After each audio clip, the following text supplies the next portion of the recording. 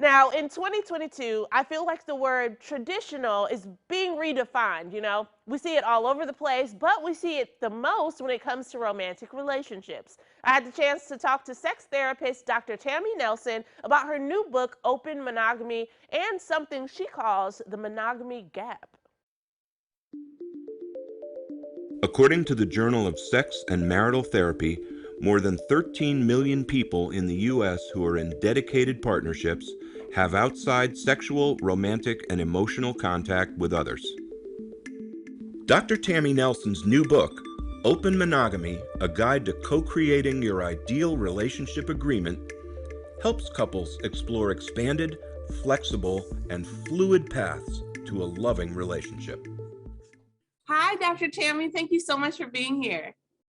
Thanks so much for having me. I'm thrilled to be here. Yes, no problem. Now tell me a little bit about this book, Open Monogamy.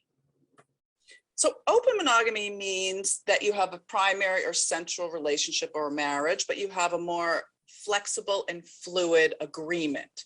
So it could be anywhere along the monogamy continuum. Doesn't mean that you're necessarily totally polyamorous, but it could be. Yeah, and you kind of kicked this book off with the term monogamy gap. So how can we have like true, honest, deep conversations about where we are on that, monogamy spectrum and the monogamy gap? So the monogamy gap means that most people have a difference in how they see or want their monogamy to be.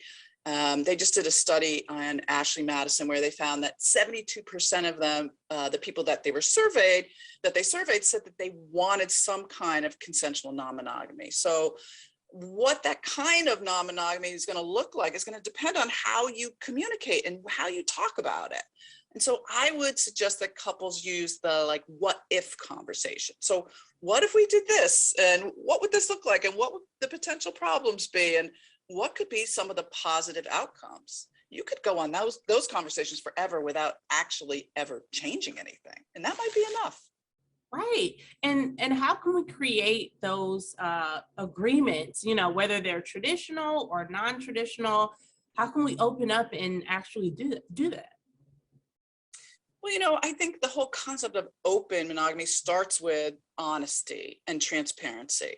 So just being honest about what you actually want or think about or fantasize, that could be a big shift in your relationship. So the beginning of this is really saying, what's the difference between secrecy and privacy? Like, what do I want to keep in my mind as private?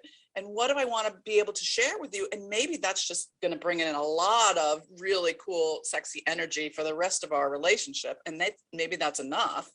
And how often do we talk about those things? Maybe once a week. Maybe we renew our monogamy agreement every couple of years. I mean, you renew your license every couple of years. Why not renew your monogamy agreement?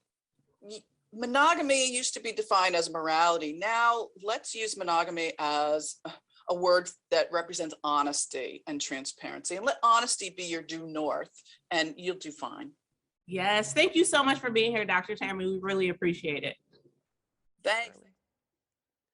All right, guys, I read the book, and Dr. Tammy offers a different perspective on relationships, and it is really interesting. But, whether you decide that open monogamy is for you or not, we all have our own love language. So joining me live to discuss